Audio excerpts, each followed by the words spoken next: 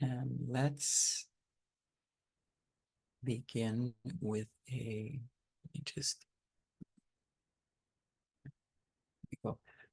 let's begin with an opening word of prayer.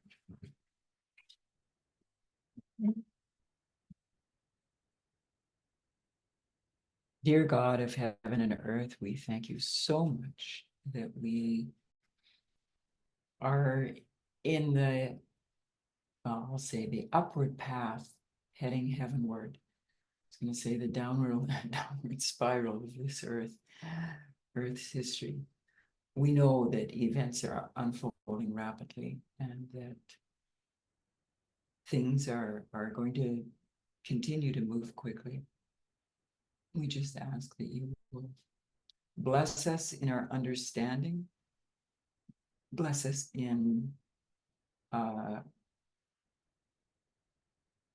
actually examining ourselves as well, still in this whole process, and that we may truly end up with the correct mindset, the correct character, and be able to be used by you in the closing work of this Earth's history. So we ask for your presence with us now, and we just pray for all in our movement worldwide. And we especially want to hold up those believers in the Caribbean that are experiencing whatever degree of this Hurricane Beryl.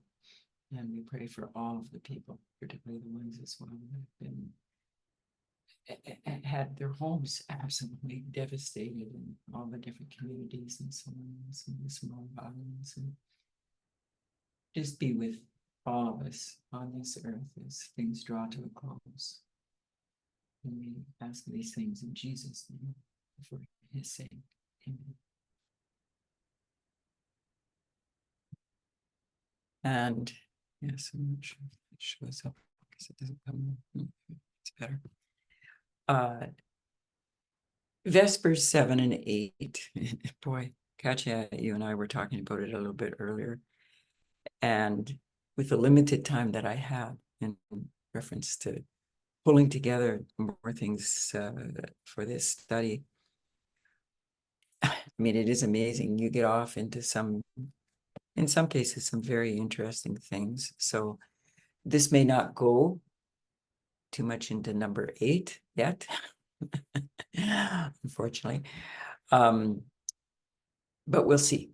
We'll see. So I'm going to start, actually, first off, what I'm going to start is sharing screen, just so that I can put the whiteboard up there. Not that you'll be able to see it forever after, but there we go. Let me just slideshow inside. So that is sort of what the whiteboard looks like, at least for the beginning part that we're going to be talking, or maybe I should say it's the second part, because I'm not going to actually start with this, but I'll bring it back up when we're going to be addressing it a little bit. Why so many different clicks? Anyway, I want to start with something on the screen that I needed. Going to repairs of the breach. Let me just, okay.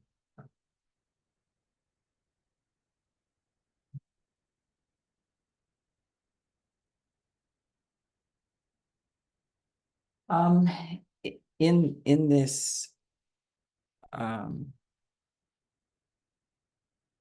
tension between individual, oh, you're welcome, Gloria.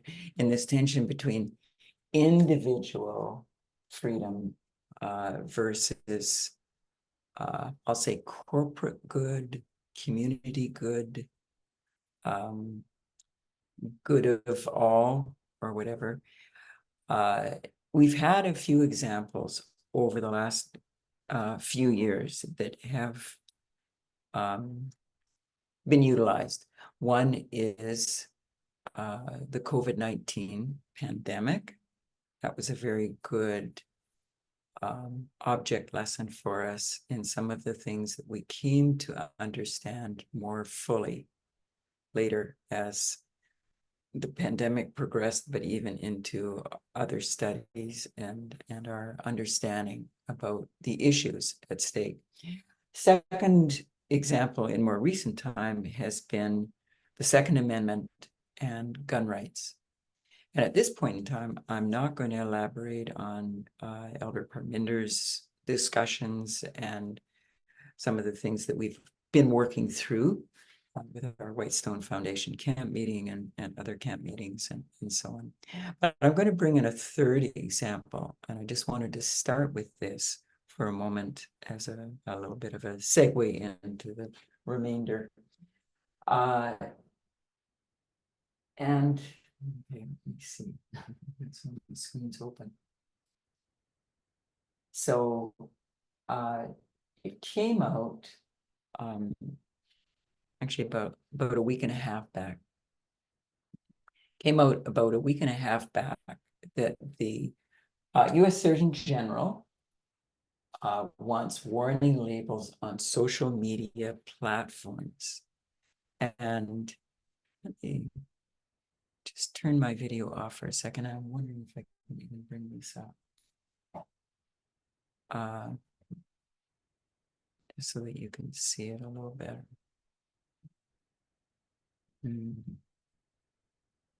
Usually I have all of these already open, so forgive me because I just ran out of time. Let's see. You know.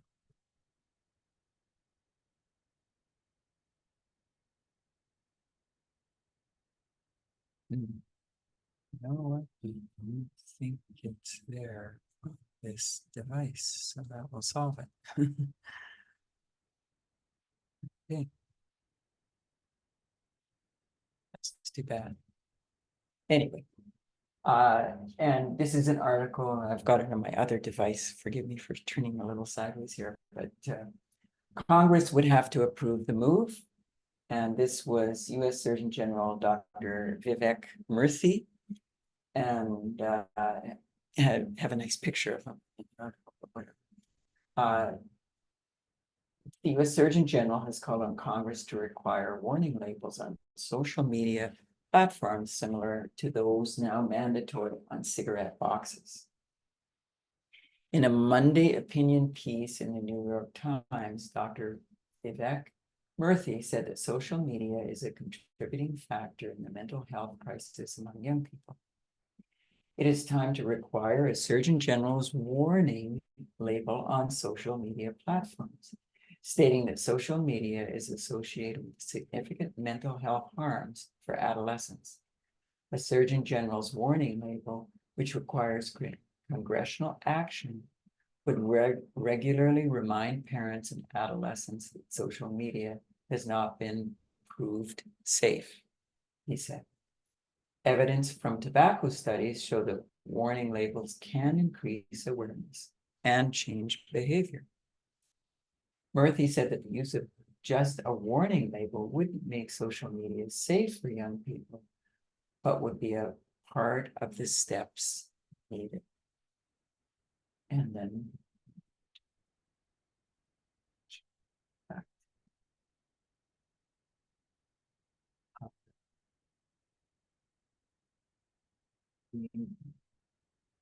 actually, no, I didn't.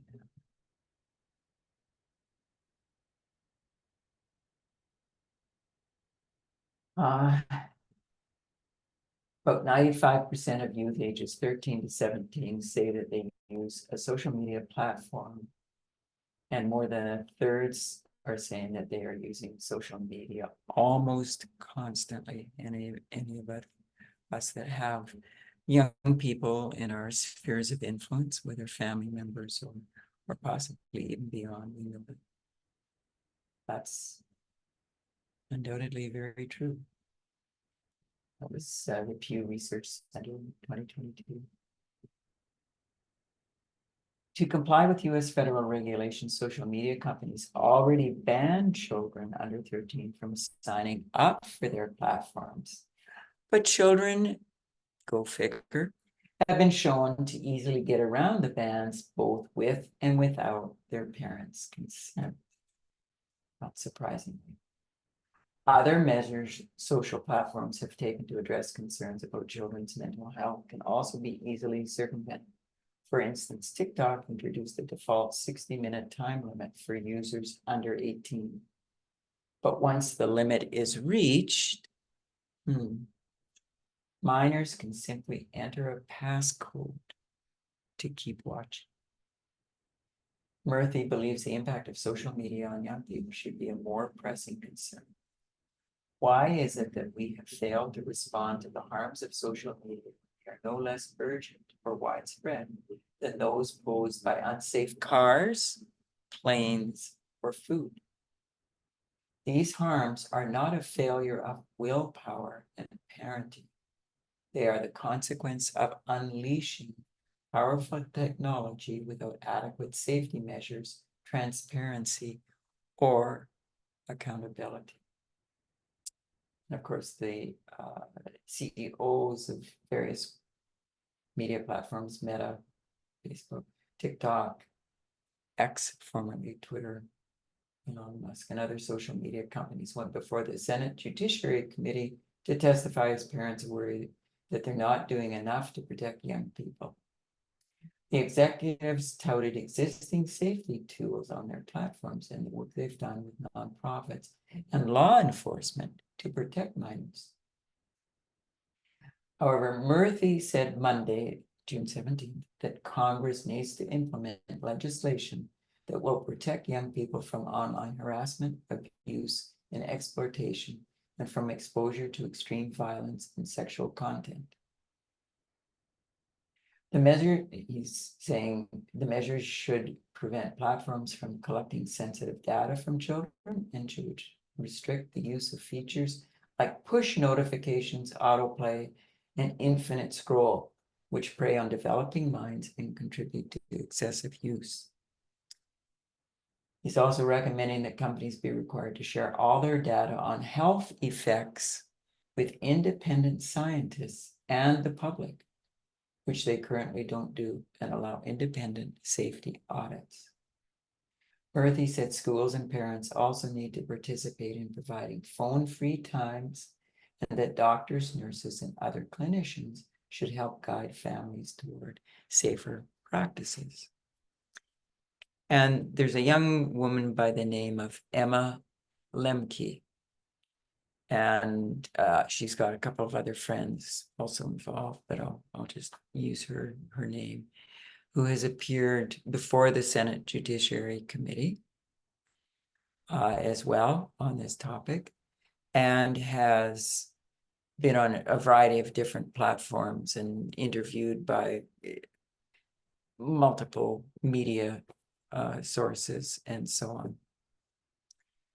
And I actually happened to end up catching an interview about a week and a half back when the Surgeon General's opinion piece had come out, and caught her commenting on it. But at any rate, she's involved with a Design It For Us coalition, which is a group of young people, mainly in the US, but it's spread beyond, that are basically taking matters in their own hands and saying that things have to change. Not enough is being done. And I mean, I'll mention her again a little bit later on. But what I wanted to ask, just as a general question, is what people's views, amongst us right now, anyone who wants to weigh in with what your thoughts on it are, and any other comments you want to make on that, and then we'll take it from there. But So any thoughts? This is a suggestion at this point. It's not going anywhere official, beyond. I know that there have been a few studies that have come out in more recent time. I believe also the United Nations has spoken to it in terms of mental health in young people and the impact of social media. And more research has been done over the last number of years, continuing even past some of the studies, the research in terms of numbers and so on, up to 2022, possibly 2023. But Gloria, you've got young people. Katja, you've got young people. I've got young people amongst my grandchildren. Annabelle, you've got young people as well. Any thoughts anyone wants to just share in terms of your position on something like this?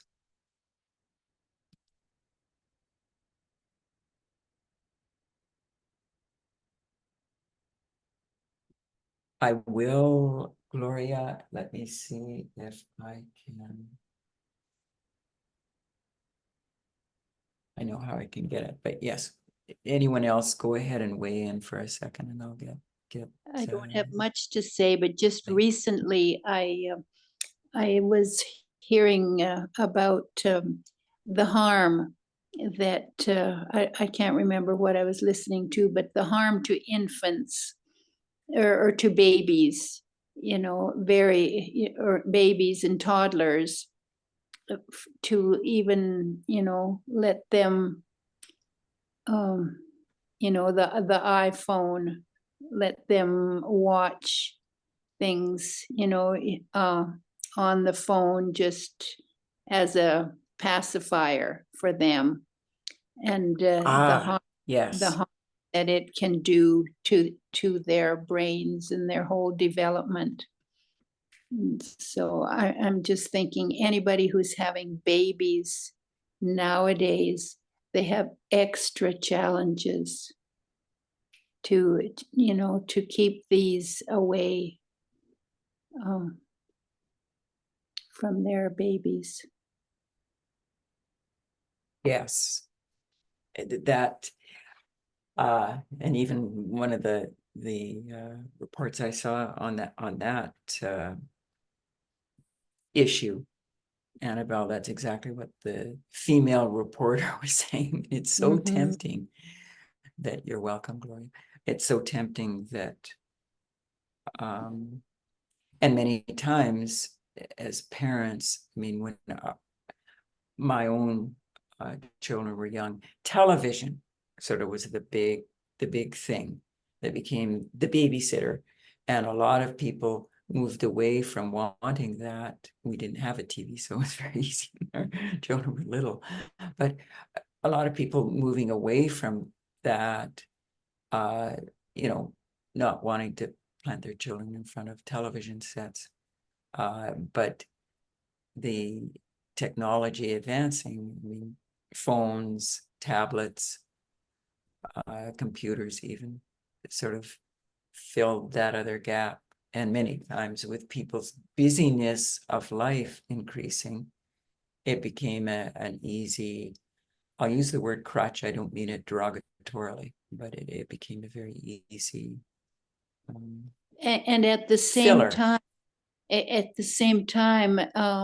it's they know that it's going to be negative because what the reporter said is that it makes the children very negative, temper tantrums and uncooperative. Yeah. And just picking up on that, Annabelle, I know some of the more recent, I'll just say reports, because it's journalists reporting, perhaps based off a study, but that have been coming out over the last year or more. The effects on that isolation of young people. And I saw one just recently unfortunately, I mean, I don't have the link or anything right now, but I saw one where they were talking in terms of the emotions and how young people can't navigate their emotions. And a lot of it they're taking back to social media. And I mean, we've been aware from way back in terms of, sort of that social joking that came about, people all sitting around in the living room and everybody's on their device and they're texting back and forth to each other, or young people at a university sitting around, and here they are, they're maybe chatting with each other, but using their devices, not any one-on-one, personal interaction and so on. And some of these different things have compounded, and certainly the pandemic highlighted some of the isolation effects in terms of mental health, but a lot of it was happening already. Right, and it and just it's sort of, very difficult for parents of young people nowadays and grandparents to see my grandson just being depressed. Um, a- and knowing that it's over the social media, it's not good. I know I watched with one of my granddaughters in particular. I'm sure it was happening with the others as well, in a sense, but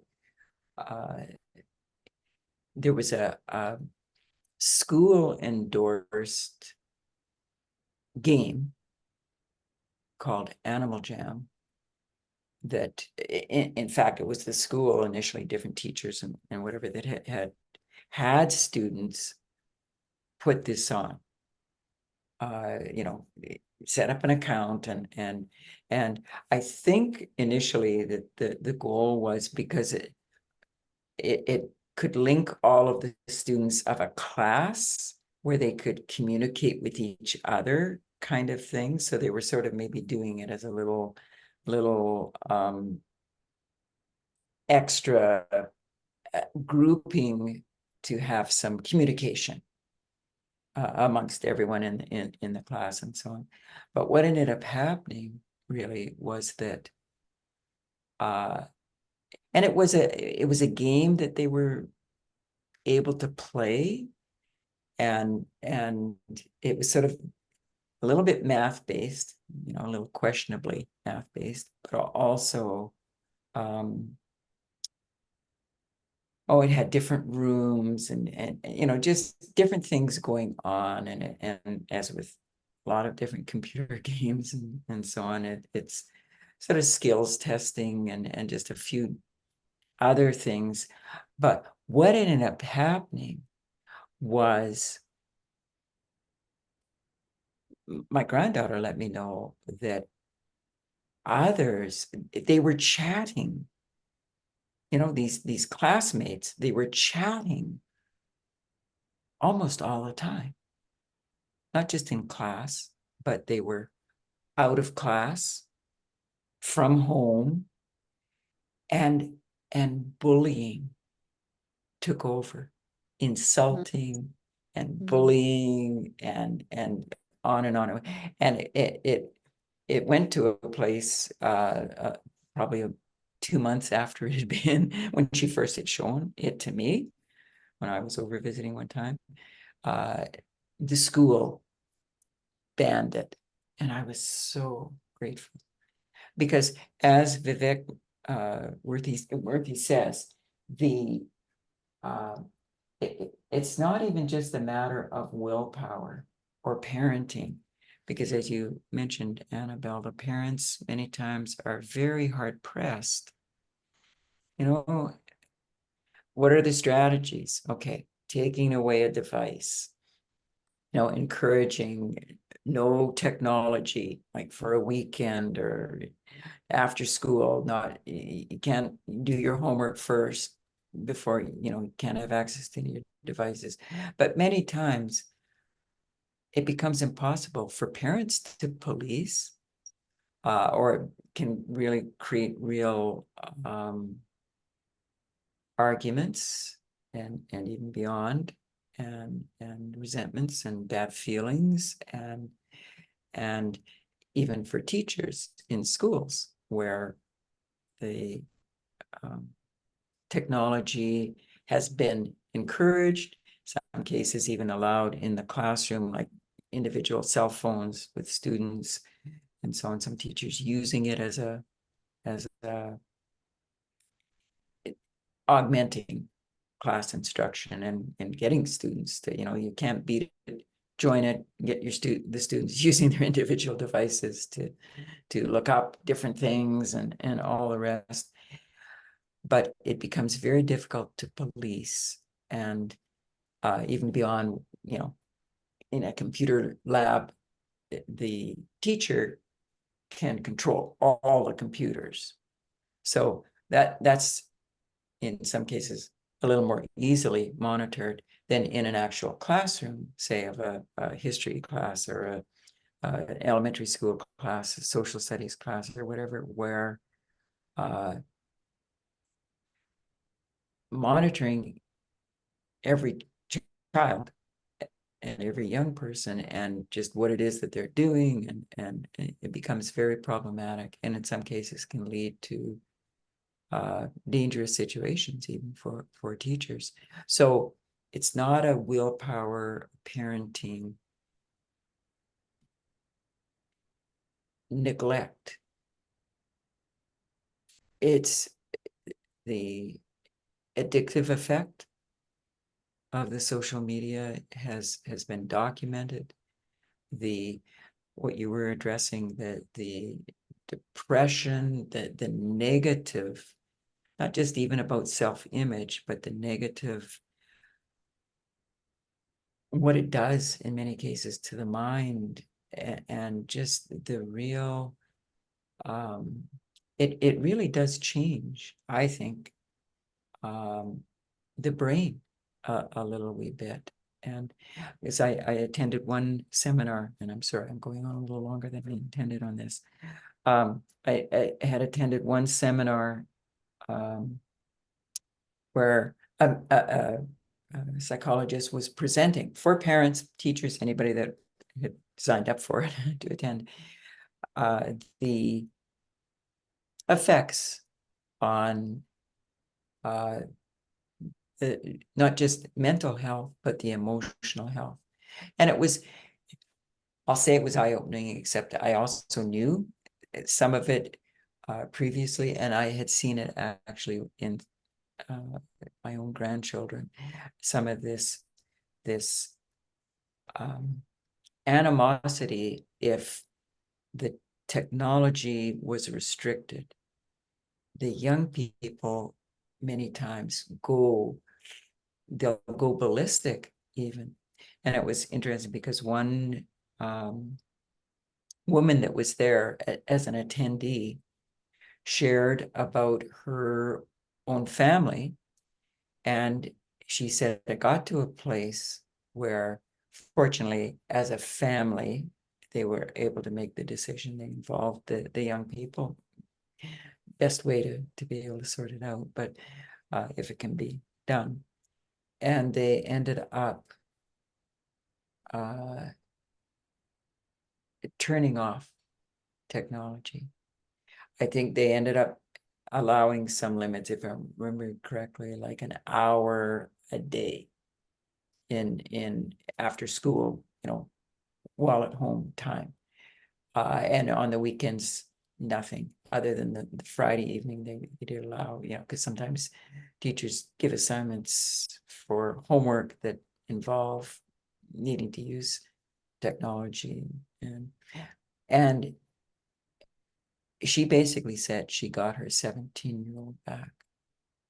She said, I was at a place I knew we've lost her daughter, just because of the impact that was being had by the technology. And they had tried different strategies previously, but the demeanor, the language, the the sweetness came back. It was probably a transition of 2 to 3 weeks, but she said eventually they had their daughter back, and she was interested then in doing things with the family, going for walks or whatever. So, okay, before I bring up the whiteboard again, anybody else want to weigh in just on this technology? Well, there's for sure, there's an impact on the children. One of them is isolation, because they have the device, but there's a lack of connection, that goes with it. And another effect is, I don't know if you're going to speak about it, but it's how today politicians or political parties, can reach out, to children. Young children, especially, particularly, the far right. That's the way that they use technology, social media, to reach out to a younger population. So that also, has an effect, on a negative effect on the children, because of the isolation, they are finding a community, but that community is a radicalized community, which brings them to become radicalized. So there's a tendency also into that with the young people that we have to look after. Otherwise, I agree with what you've said and what Annabelle said as well. Thank you very much, Katya. And, in the Vespers series, we know we've been in an information war. That's the method of warfare. And as it's entered into culture war, the propaganda and the, in many cases, brainwashing of any age group. The Democrats, I think Joe Biden did hold out for quite a bit longer, but when it moved a few years back, even with politics, and Trump played a big part in that, but using social media before even using news outlet media, and now bona fide reporters and journalists and so on, posting things on Twitter, having the conversation on Twitter, on X now, or Truth Social. Trump, made his own, but that's it, where important things would end up first appearing on a social media platform. And it does affect, because then people who never were on Twitter or X, never were on whatever else, maybe even Facebook or whatever, but some of the more particular ones ended up having to make a choice, and in some cases they chose, okay, well, I better get on that platform or I'm going to miss out. And the other point that you made, Katya, is very well taken, because that community, especially pertinent to some of the remarks Elder Parminder has recently made in terms of relationship being so important. And this is the thing with Reddit, that it's community based, and the fact that people can end up doing it anonymously posting things, and then, as Rachel explained in the Vespers of Elder Tess, that the subreddits and people just weighing in on whatever topic, and then it gets to be that people with like-mindedness in many cases are reaffirming each other, and sometimes then the posts get upgraded onto the main forum. And I think it was Brendan that brought out the remark in terms of, either Ray or Brendan, but in terms of it almost encourages this radicalized, in some cases extreme, over the top, whether to just get clicks, sometimes they talk about clickbait, or whatever, to get people to like something or to get people to respond, or that kind of thing. And it's an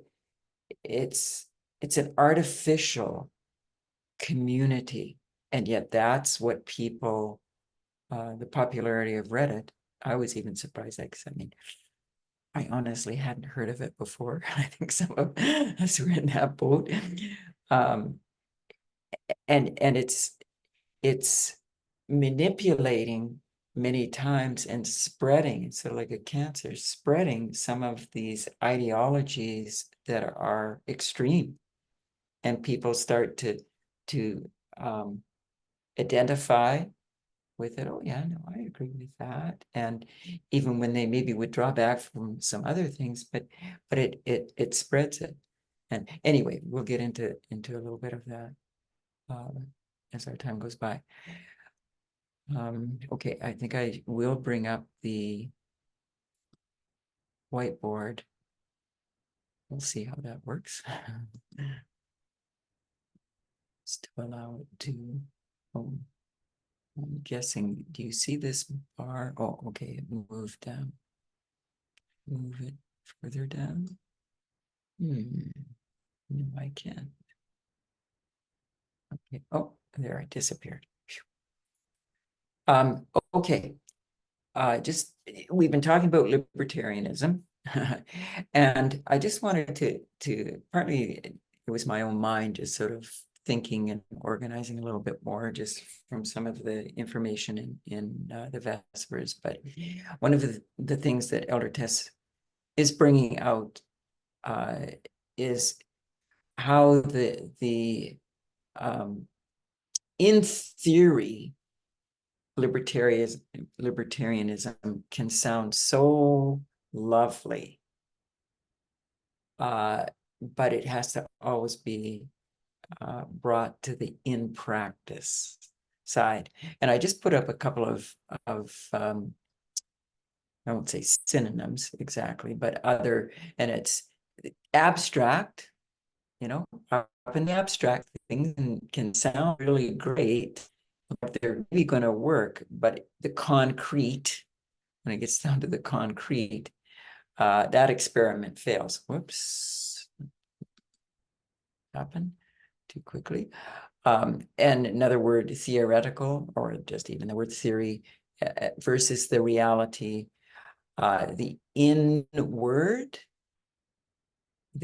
what people say, they're speaking about what their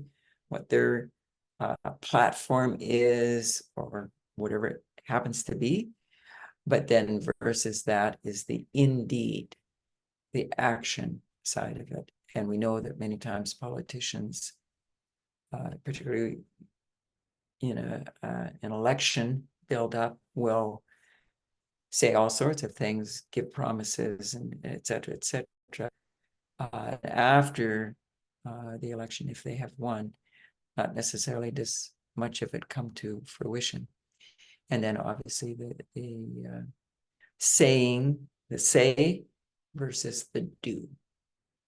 And this is where libertarianism does, in many cases, fall down. Sorry about that. Yeah, looks beautiful, but I like Elder Tess's word, is muddy. And the whole idea is the freedom for all.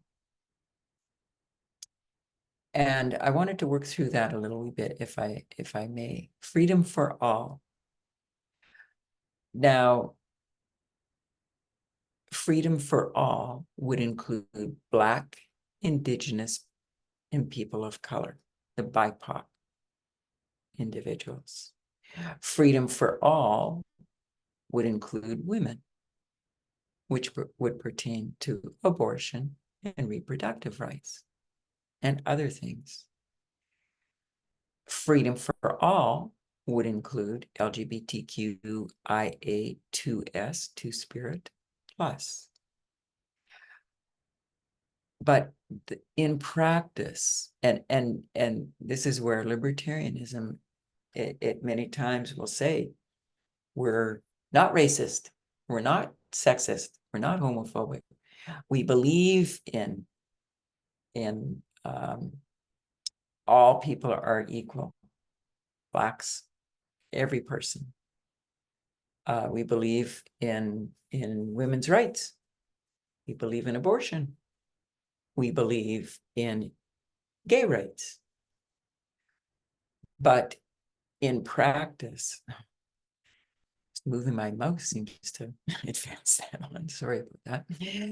In practice, it actually allows them to endorse discrimination and even to uphold, or in order to uphold individual freedom. And therefore, the muddiness creeps in. And a couple of weeks back when we did that one chart, and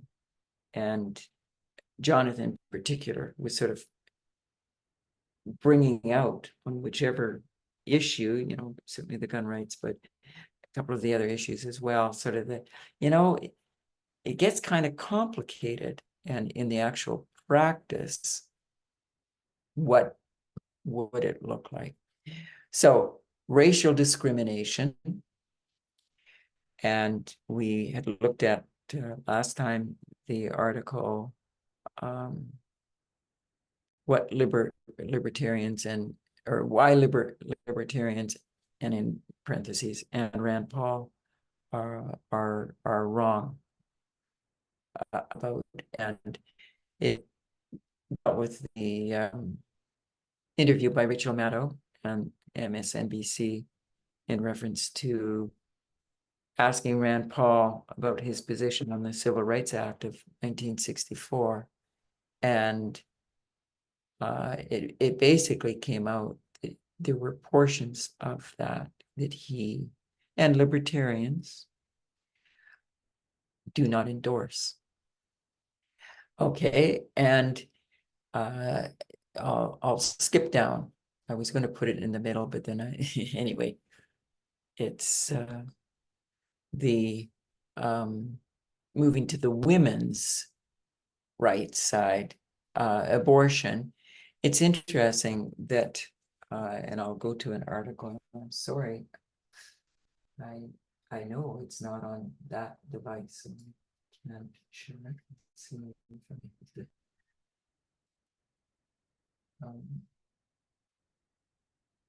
Well, actually, I don't have it open on that device, so I can't put the link in for the moment, but let me just read a couple of things. Although actually, maybe I can.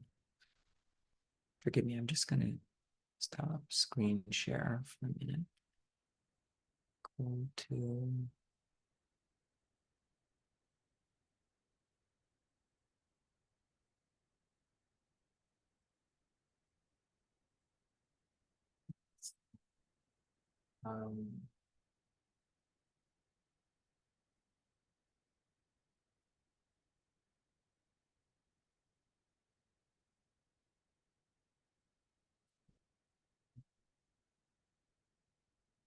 okay, this is it. So scroll down a bit. Forgive me, I'm just going to put the link in.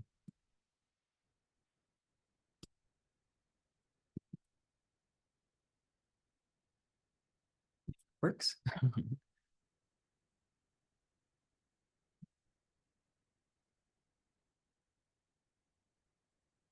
So this is an article that appeared in the Huffington Post in 2015. And I'm only going to read parts of it, but I want to comment a little bit. Or pardon me, sorry. No, this is Wikipedia, forgive me. Jump to. And I'll just read the beginning paragraph. Libertarians promote individual liberty and seek to minimize the role of the state. The abortion debate is mainly within right libertarians, libertarianism between cultural liberals and social conservatives. As left libertarians generally see it as a settled issue regarding individual rights, as they support legal access to abortion as part of what they consider to be a woman's right to control her body and its functions. So let me go back to the screen share so I can.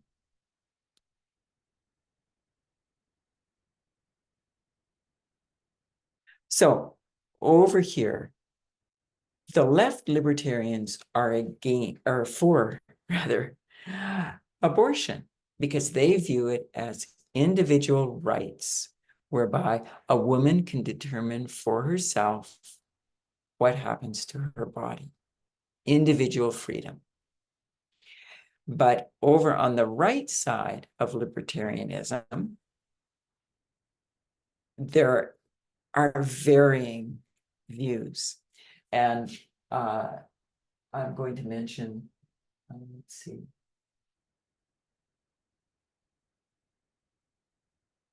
Anyway, I'll just read on that first paragraph. Religious right and intellectual conservatives have attacked such libertarians for supporting abortion rights, especially after the demise of the Soviet Union led to a greater divide in the conservative movement between libertarians and social conservatives.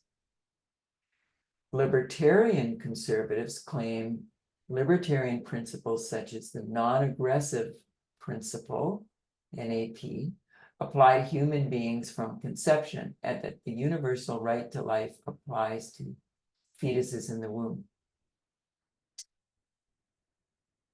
Thus, some of those individuals express opposition to legal abortion.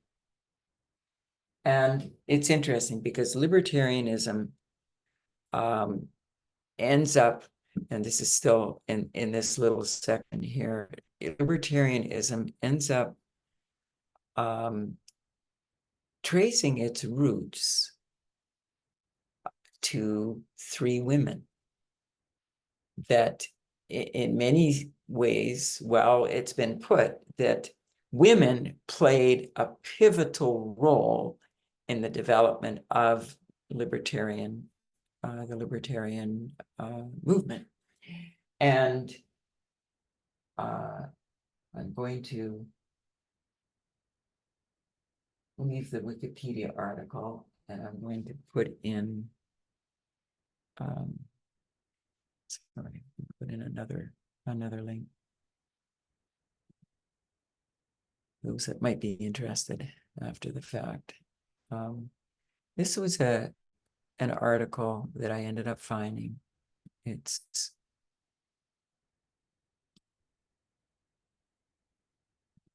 in essence a libertarian institute. And again, I'm only going to reference a part of it. Back screen and just what I want to have a look at is it was written, this was the article that had appeared in the Huffington Post in 2015, and it's written by a man, David Boaz, and I'm going to read it, two paragraphs initially. In the dark year of 1943, in the depths of World War II and the Holocaust, when the most powerful government in the history of the United States was allied with one totalitarian power to defeat another, three remarkable women published books that could be said to have given birth to the modern libertarian movement. And these three women, Rose Wilder Lane, the daughter of Laura Ingalls Wilder, who had written Little House on the Prairie and other stories of American rugged individualism, published a passionate historical essay called The Discovery of Freedom. Second person, actually originally a Canadian, and eventually did, after moving from the East to Vancouver, went down to New York. Isabel Patterson, a novelist and literary critic, produced The God of the Machine, which defended individualism as the source of progress in the world. And then Ayn Rand published The Fountainhead. Ayn Rand, going back to the Wikipedia article for a second, Russian-born American novelist. She was born in Tsarist Russia and left after the communist takeover. And philosopher Ayn Rand argued that the notion, this is dealing now with women's rights and abortion, the notion of a fetuses having a right to life is quote unquote vicious nonsense, and stated an embryo has no rights. A child cannot acquire any rights until it is born. She also wrote, abortion is a moral right.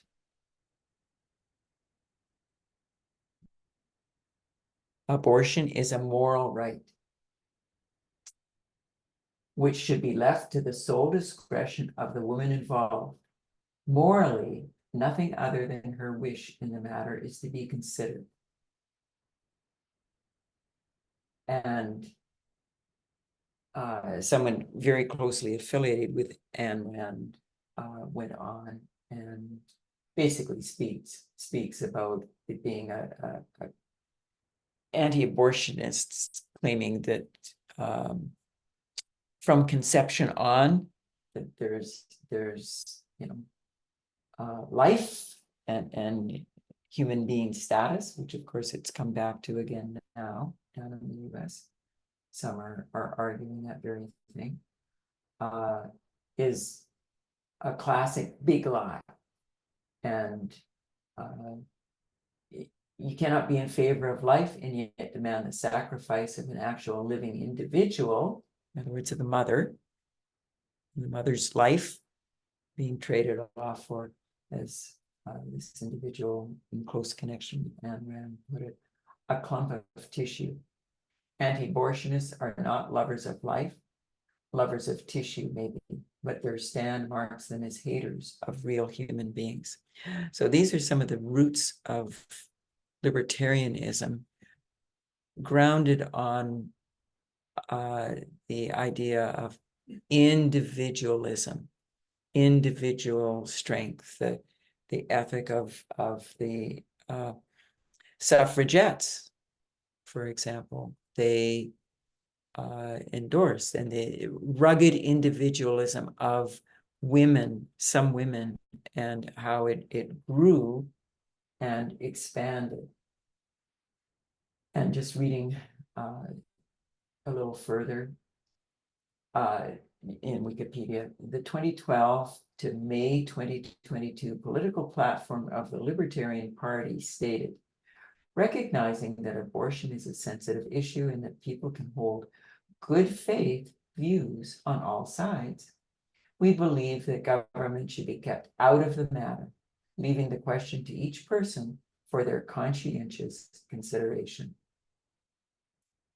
And therefore, libertarians on the left support legal abortion. They believe in individual rights, the woman's right to control her body, and groups within the left, libertarians, are Association of Libertarian Feminists and Pro-Choice Libertarians. Now, in opposition, within libertarianism, the Libertarian Party itself, are the right. And they're against legal abortion. And I'll come to that further in a second. Conception to birth, have individual rights the same as human beings at every stage of growth. So zygote, embryo, fetus, neonatal, and beyond. They're all human beings and therefore have rights the same as all human beings. And one of the groups, Libertarians for Life. And it's interesting because they ended up coming up with, and I'm not going to go into it too much, some moral theories. And I'm emphasizing that word moral because on the libertarian side, as they are going for quote unquote pure freedom, freedom for all, as long as no harm occurs to another, and this is where this non-aggressive plan, NAP, comes in as well, even in terms of fetus and so on. There are moral theories that others have developed amongst the libertarian community, and evictions, departures, and what that is people, and it's interesting, often men, but some of these different ideas that, you know, a woman can, in some instances, kill, in other words, abort a fetus, but they can't inflict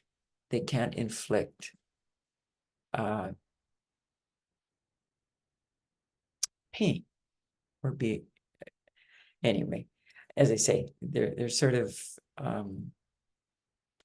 sidebar theories that some adhere to. I was on the Libertarian Party actual page earlier today and reading different people's opinions because they had posted they sort of like the Supreme Court of the US in some of the cases that they've not really answered the issue. They've just, in a sense, sort of kicked the can further down the road. But the Libertarian Party posted opinions by, I mean, the opinions kept going on and on and on, and varying opinions, you know, pro-life, pro-choice, and some of the reasons why on each side, and et cetera, some of the qualifications. So bottom line is, in practice, libertarianism is muddy. So coming to the third one, gender discrimination, because in practice, this ability to be able to, I'll say that's a little annoying, possibly more for me than you, but individual freedom, allowing for discrimination. And this is one of the big things Elder Tess highlights, and whoops, and of course, the masterpiece, Cake Shop versus Colorado Civil Rights Commission. And I mean, we've unpacked that case in the past. And she has done it on several different occasions. But anyway, trans women in sport. No government interference, which individual sports agencies deciding. It's sort of like what the Supreme Court did with abortion, put it back to the states. know, this seems to be I won't say a cop-out, but in many ways, this often seems to be the answer. And from the libertarian perspective, it's going to be a case of what we've talked about before, the common morality in human beings just generally will eventually lead to the right result. Slavery would eventually have ended simply because it was human beings who are moral beings by nature, and therefore it would have been determined that slavery would just die off because enough people had determined that it's morally wrong. Now, as Brendan brought out, or no, Ray, it was,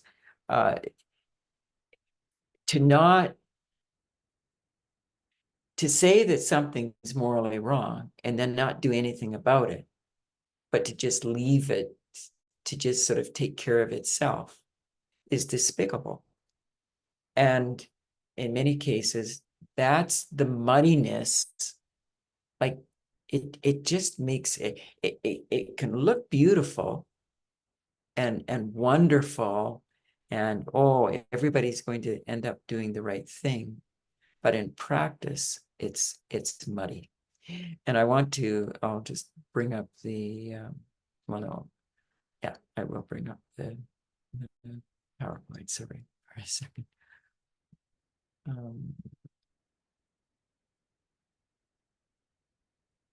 Oh, actually, pardon me, I was already in screen share. Getting myself where I was. Now I can go to the other slide and flip back. The society that puts equality before freedom will end up with neither. Forgive me, it did get cut off a bit, but the society that puts freedom before equality will end up with a great measure of both. And this is Milton Friedman.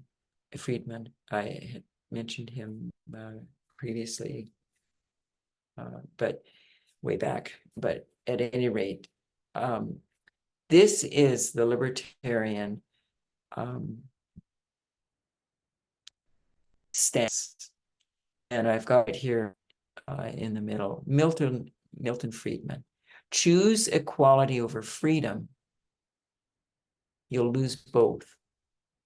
So equality over freedom, you're going to end up Xing out both freedom and equality.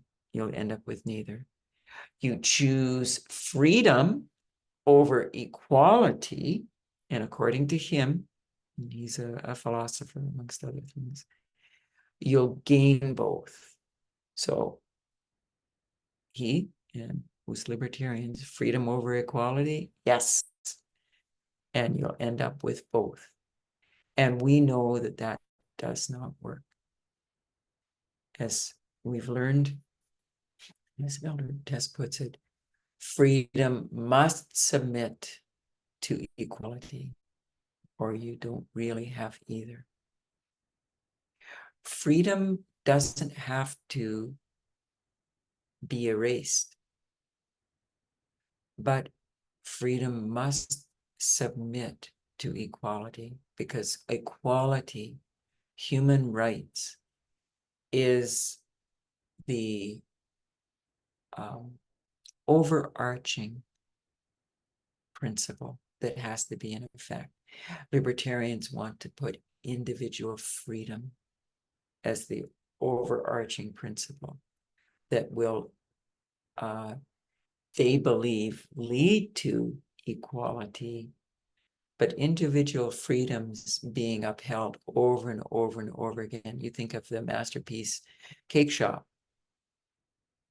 case against the Colorado Civil Rights Commission when the cake shop owner, because it was his shop, his property, and wanted to discriminate against a gay couple ordering a wedding cake, how would they ever have received equality? The cake shop owner's contention was they can go somewhere else and buy a cake. But what if every single other cake shop owner held to the same view? And, that's where individual freedom allows for discrimination against, and then you can fill in the blank with whatever group. It could be a racial discrimination. It could be sexist, women, discrimination against women. It could be discrimination against LGBTQ. And the whole point is, and this is where I brought out this. I mean, we know with the Eden to Eden model, gender equality, sexism, also the first curse, second curse to do with worship, third to do with racism. They're all human rights. And then the reverse, chiastic reversal, racism. Well, if you can't get the racism correct, Rand Paul having a real issue with the Civil Rights Act of 1864 in some particulars, you'll never get the other two, the gender politics side correct. The women's rights, and the LGBTQ. The threat is anything seeming to trample on individual freedom. And according to libertarians, it will allow for discrimination. Okay, and then just again, Elder Tess's diagram, I expanded it a little bit. We know that in our SDA experience, we were right. Conservative Seventh-day Adventist Christians. 1989, as the movement began up to 2018, the movement as well was, what we call right wing, but right in its thinking, conservative, social conservatives. From 2018 onwards, and this is the midnight cry, obviously, as we know, through 2021, through 2022, and that's of course the post-Christian world that we're living in now. It was becoming very evident at that point in time. The movement shifted left wing, social liberals. We see the social issues in terms of different marginalized groups and etc. Differently now. And now we're in 2024. I put January, there's November, November 5th, the 2024 US election. Britain having its election today, and Rishi Sunak basically losing out to the Labour Party, coming in strongly, the Conservatives. And I wrote in Sunday Law, because it's not a point in time, it's a period of time, but we're in the agitation of the Sunday Law. We don't know if it will have been finalized, by November with the election. The inauguration doesn't happen until January of 2025, but we know the Sunday Law is imminent. And then obviously close of probation in the second advent. but I wanted to highlight what Elder Tess had brought out in terms of the midnight cry, and it was the line upon line and the light of the midnight cry that continues through, and this is where, continues through to the second advent. And what the midnight cry was to teach us, it helped us to understand more deeply the two streams of information and two sides of a political debate. 2016, Clinton versus Trump, left versus right. 2020, Biden versus Trump, left versus right. 2024, Biden or some of the Democratic Party wins out and ends up replacing Biden with whomever he's determined to stay, and many are supporting him in that. But versus Trump, it still is a right versus left. The political debate and which side are we going to be weighing in on? And then the diagram, just in terms of 1989 to 2018, so not totally readable, but we move right, left, centrist, we move beyond that. But the question still remains, how far left? And we know it's not far left. And as Elder Parminder brought out in one of the studies a while back, we're still conservative.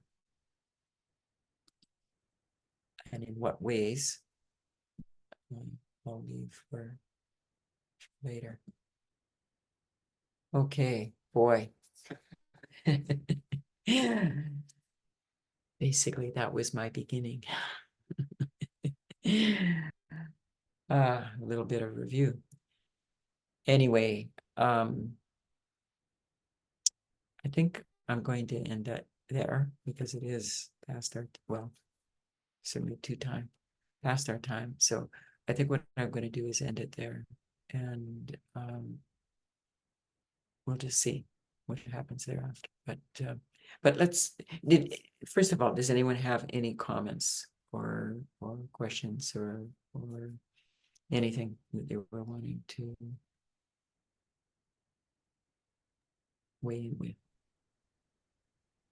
Actually, Debby, I have some comments.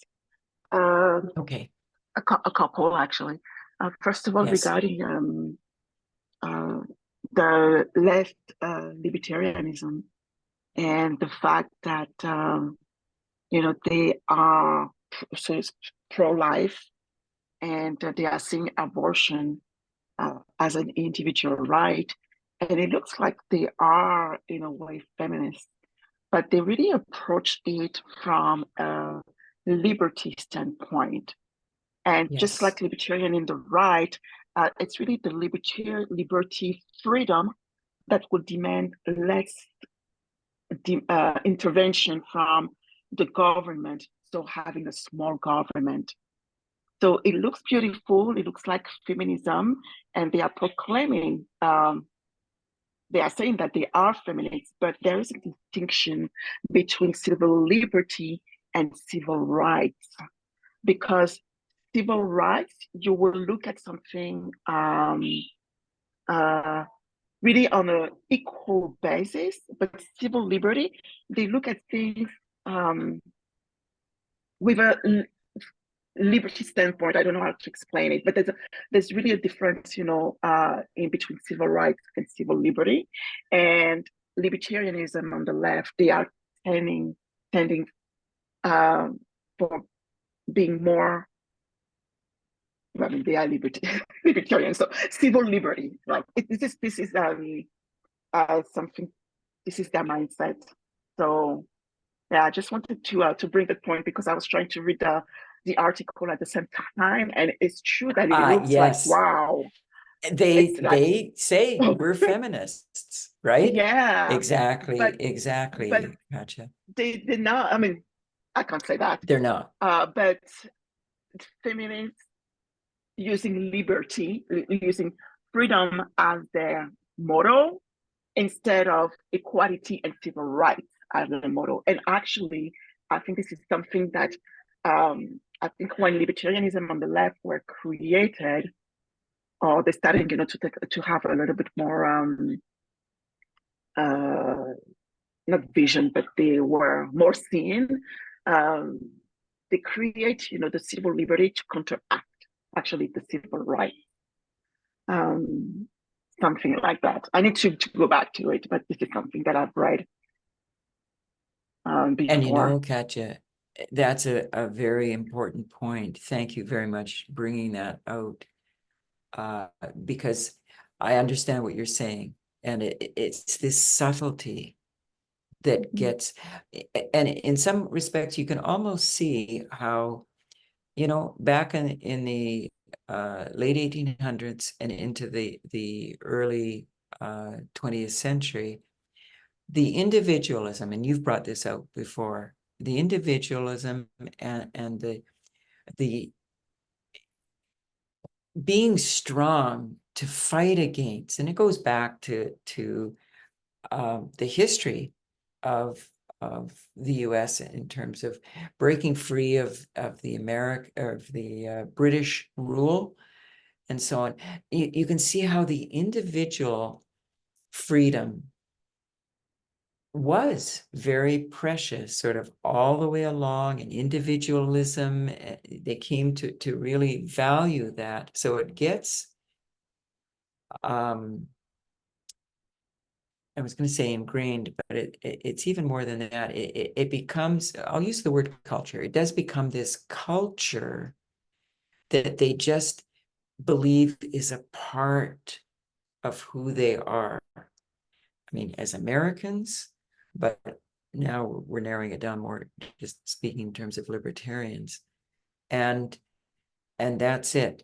The civil freedom, like individual freedom to have an abortion, they'll uphold that. But is it on the argument of equality for all? No, because the civil rights, even the left libertarians who will uphold legal abortion, in a sense, are not arguing from the standpoint using the model of equality for all. They're using the model, as you said, of freedom, liberty, civil liberty, no government, small government, no government interference, and therefore women can have abortions if they choose to, because no government should interfere, as opposed to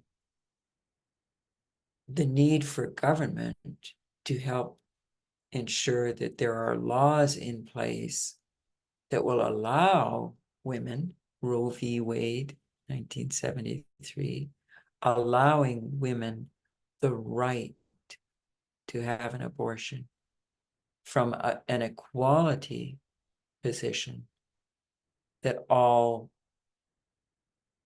women are free and equal, not just free to choose an abortion, but they're equal with men, every other component of society, and therefore they can be protected by our government, who's going to uphold their rights and not just leave it to, okay, individual women can choose to have an abortion. I mean, the left libertarians, yes, women can have a legal abortion. Well, where? If it's being outlawed, they're isn't even that freedom. And certainly women, the fact that abortion is outlawed ends up meaning that women have no equality over their reproduction.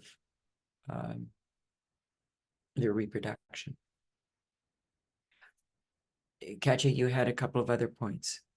So go ahead, please. Yes, I think that the last one that I had, it was you spoke about them being moral, libertarianism being moral in the sense that pretty much, the things will auto-regulate. But I'm just wondering how they are moral, because from what I understand is that, for example, they want to discriminate, and they think that it will resolve itself, just like, with slavery. But the way that they approach it is really, and maybe I'm wrong, but this is what I'm asking actually, it's really on a economic standpoint, because they are for free market. So let's say, discrimination, civil rights, because you mentioned the article, of why the libertarian are wrong and Ron Paul. What you can see is that discrimination is going to resolve itself if economy doesn't help them anymore. So they are free to discriminate. So they have a shop and they want to sell whatever is in the shop to certain people, and they don't want to sell it, let's say, and because I think that the article talk only about civil rights movement, but let's say that, so they don't want to sell to a Black person, or they don't want to sell to a LGBTQ person. So that's their right, and that's their right to discriminate, because that shop is their property, and they don't think that someone should dictate how they manage their shop.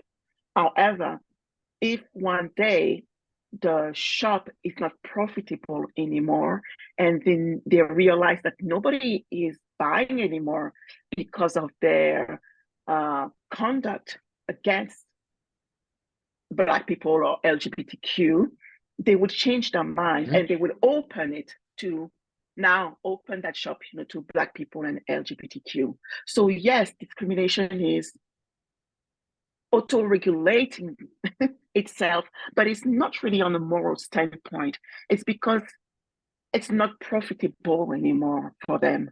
It's because they are losing money, and they are in the pursuit of happiness. They are in the pursuit of making money.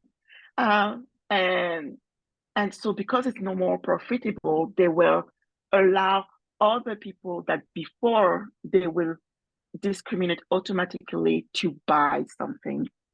So my question is, how can we see that as moral?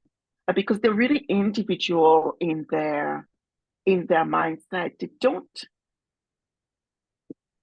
I know it's selfish, but yeah, it's selfish maybe to say that, but they don't think of others. And I know I say that very broadly, by lack of vocabulary, I guess. But it's pretty selfish. And even though they will allow, even though they will allow then other people, to come and in the shop and buy, doesn't mean that they're not racist anymore, or they're not sexist anymore, or they're not they're not anti-LGBTQ anymore. So the morality has not changed. It's just that they tolerate. So yeah, I'm it's just me. I'm still struggling, and maybe I'm missing out something, but I'm still struggling to see the morality in their approach, knowing that Katja, they're really individual. I don't know. Agree with what you have been saying. what I may not have expressed it clearly. They, at least some amongst libertarians, believe they are taking a moral position. And I was just looking through my notes a little bit here. What I was looking for, I haven't found. It went back a little bit with some of the history, and I can't remember if it was on the Libertarian Party page itself. No, I don't think it was.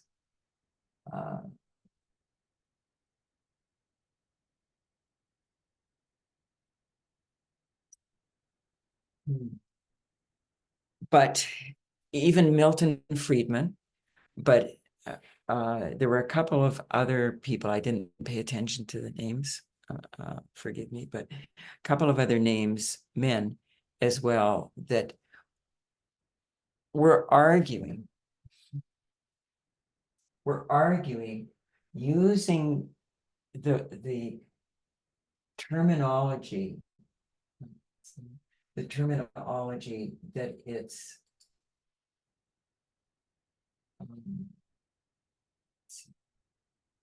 catch it here.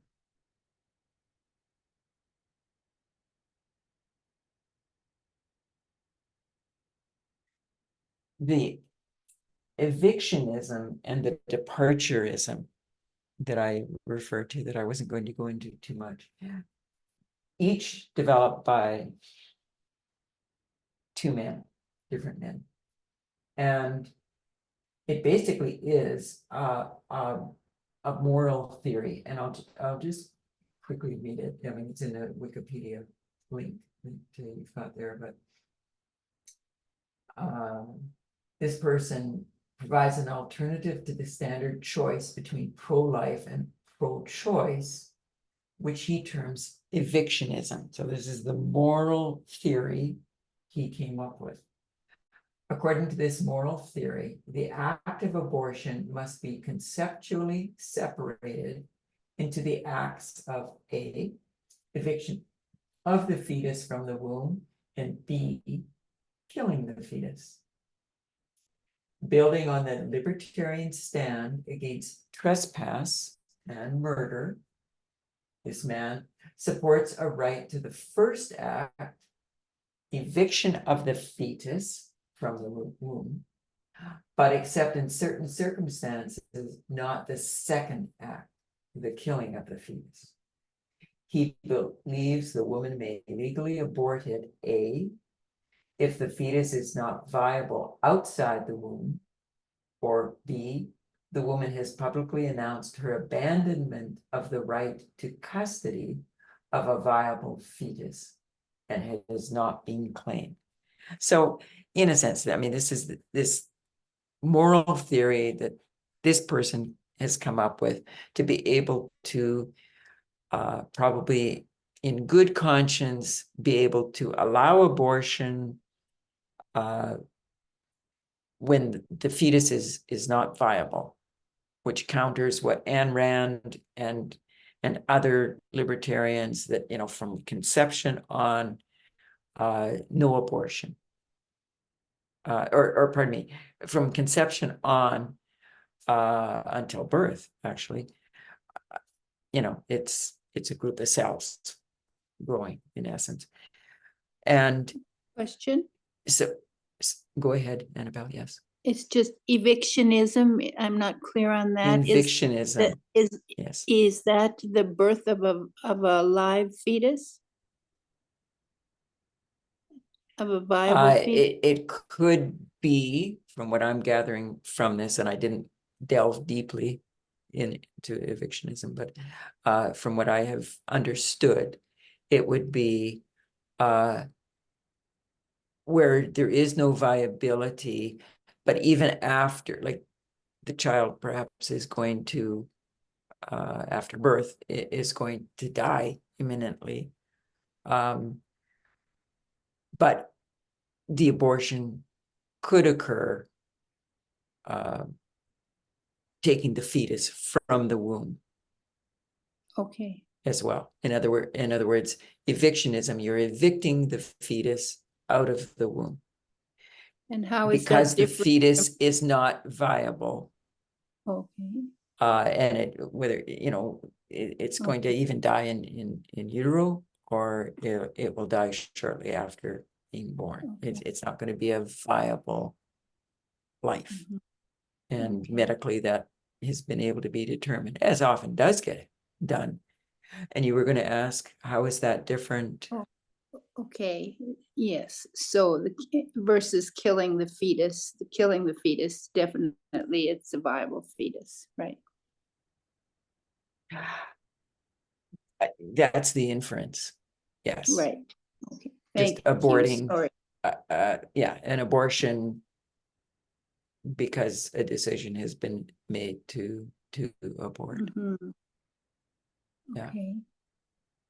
Right. And So and it's then the pro- departurism is the same, very similar, but holds that the mother may evict but not directly kill the trespassing fetus. But contrary to evictionism, neither may she kill the mother, kill the fetus by eviction. And this is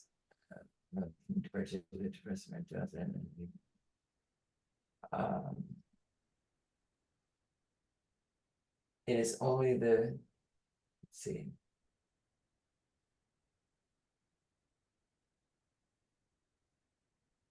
I mean, they bring out this gentleness and NAP violation in this departurism thing. And Katja, coming back to your question in terms of morality, honestly, with everything that I've learned about, with our studies and Elder Tessa's studies on this, I agree 100% with your statement. This is not morality. They are arguing for freedom, into individual freedoms, but it's not morality, even though some, anyway, I think maybe even all libertarians do believe they're taking the higher ground. They do believe in individual freedom for abortion, where keeping the government out of it, individuals can decide. And the individual variation, it goes almost, in a sense, full gamut, where there are people that are to coin the old terms, pro-life, pro-choice. So the muddying comes about, the women that weighed in on the libertarian side in early 20th century, World War II, the individualism that they were in support of, that in many cases also ended up fracturing, because libertarianism itself, okay,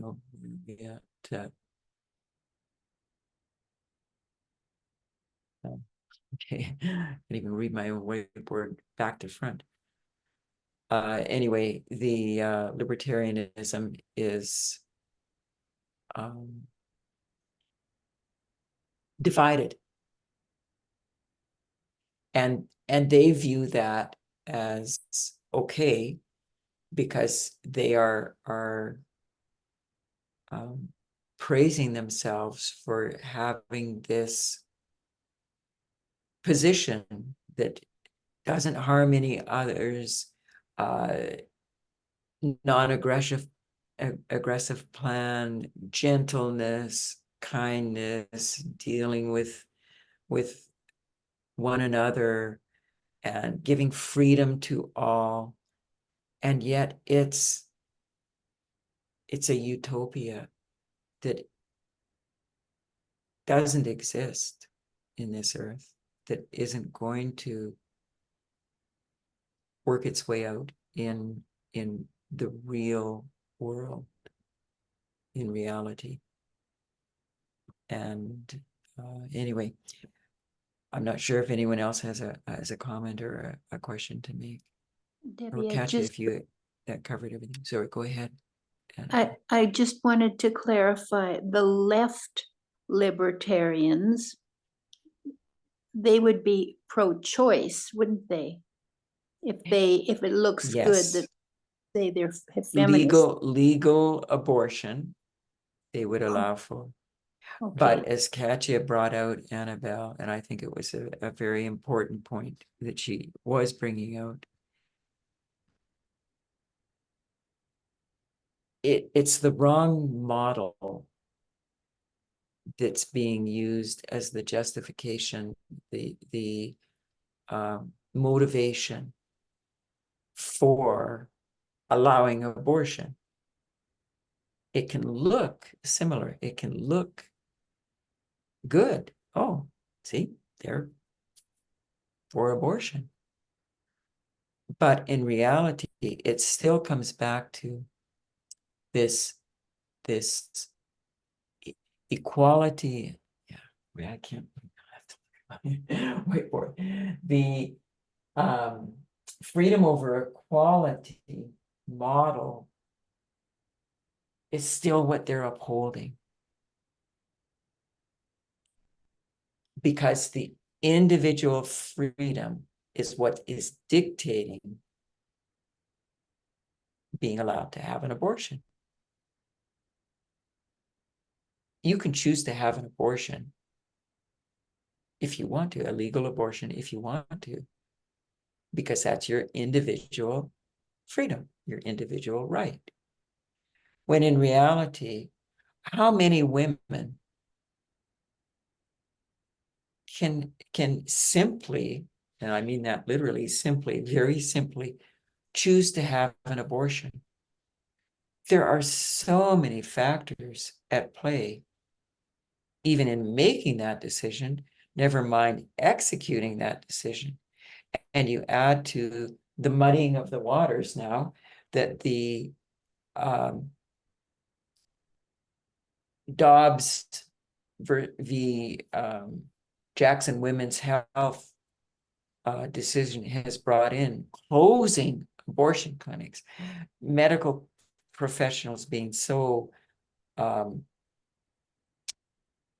scared that they'll lose their licensing, or hospitals or clinics or whatever, that everybody's walking on eggshells around any kind of medical care. Women who are pregnant and are having issues with their pregnancy and so on, to the point where, as we've heard about many times, women having to go to different states where procedures will be allowed, or being stuck in their state and having to carry a dead fetus till term, and delivering it where the woman almost did die, septic or whatever. So the argument is still wrong by the left libertarians, who can appear as if they're supporting women's reproductive rights by allowing for legal abortion. But again, it still comes back to, in practice, what does that look like? And the reality is, it's discriminating against women's rights. because they haven't put equality above freedom, whereby it's mandated in law, where it's backed up by government, and so on, because they still don't want big government. They don't see any rationale for it. So allowing discrimination to happen, oh no, we're in favor of abortion. Oh no, we're in favor of gay rights. But they'll stand back, they'll allow discrimination to play itself out in the real world. And they won't be willing to do anything about it. And this is the opposite of morality. This is despicable. I believe it was Greg's word, that it, for him that's knoweth to do good and doeth it not, to him it is sin. We were keeping morality out of it in a sense because it's prophetic, but at the same time, as Katja pointed out, the model is wrong, and it's actually a selfishness. When you have freedom over equality, it's a selfish self-interest that gets played out. And the economic, definitely in slavery, I definitely know I want to do more reading and more research in terms of the continuation of the economic into some of the issues today. I mean, even the transgender, what is it, the Canadian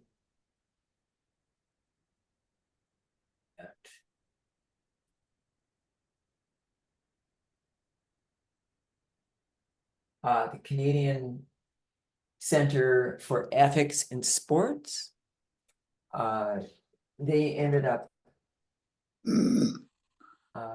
because this whole issue of transgender, libertarians, there are a lot of libertarian transgender, and some of those individuals really believe that libertarian is the answer, and they're kind of surprised why there aren't more libertarian transgender individuals, because libertarian support of individual rights, and they feel that for them the government hasn't had their back, and therefore libertarian individual rights, they'll be treated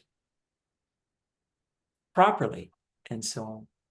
But the Canadian Center for Ethics in Sport shows out that they allow the scientific study to be done, and it was just by default it was limited, a certain transgender group of women, and it was at the elite level. But at any rate, key findings, and I'll just read it, the key points, not the whole thing. But available evidence indicates trans women who have undergone testosterone suppression have no clear biological advantages over cis women in elite sport. So that was they had 3 biomedical findings, and that was, in a sense, the most crucial. There is no difference, and scientific research being done on this is coming up with this over and over and over again. There's no advantage for trans women competing against women. There isn't a biological difference, and yet that is being put out there as truth, not myth, that they're women are at a disadvantage, and keep women's sports for women is the argument. And then they bring out socio-cultural findings and how sport helps transgender women just as much as anyone else, and many trans inclusion, quote unquote, sport policies use arbitrary bounds that are not evidence-based and not scientifically based. And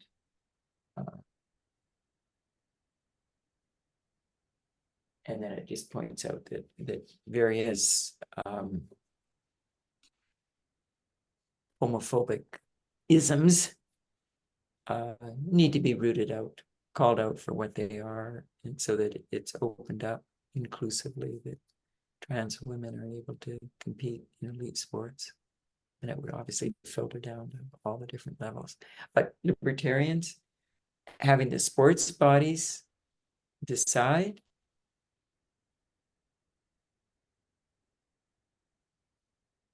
left to the governing body, you think of all of the sexism and misogyny that has existed in some of the sports like hockey, soccer, and as Elder Tess attested to, sport bodies aren't even giving women's rights, equal pay for the sports and the athletes competing in, whether it's tennis or soccer or whatever it happens to be, the same as the men.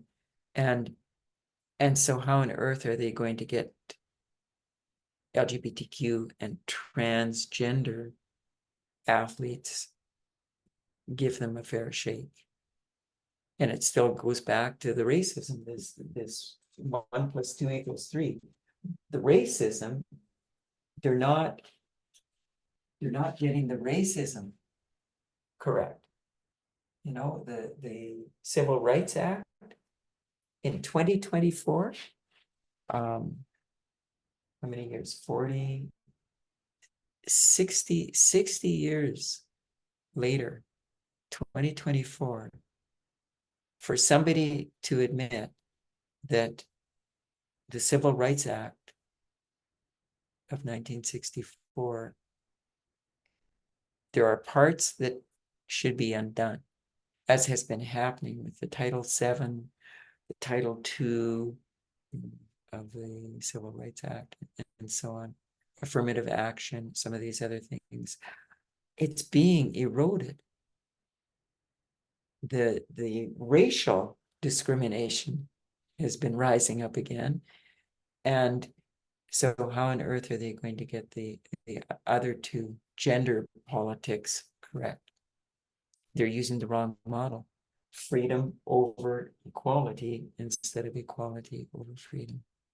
Anyway, our time has really gone by, so I think I'm basically just going to end it there. And yes, and we'll just close with prayer. So let's go. Dear God of heaven and earth, we just ask for your continuing help with each one of us. Some of the subtleties of some of these things are really the perplexing parts.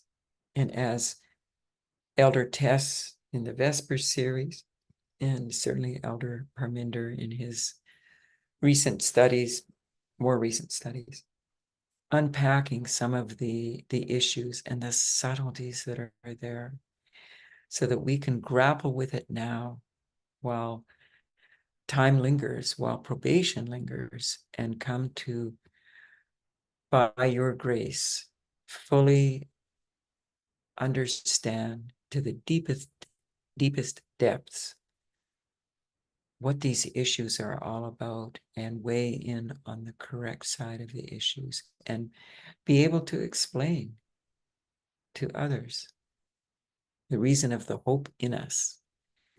We just ask that you'll continue to teach and instruct us, guide us, and bless our leaders, our leadership, our elders, and keep all of us in health and by your grace in strength. In Jesus' name and for his sake, amen.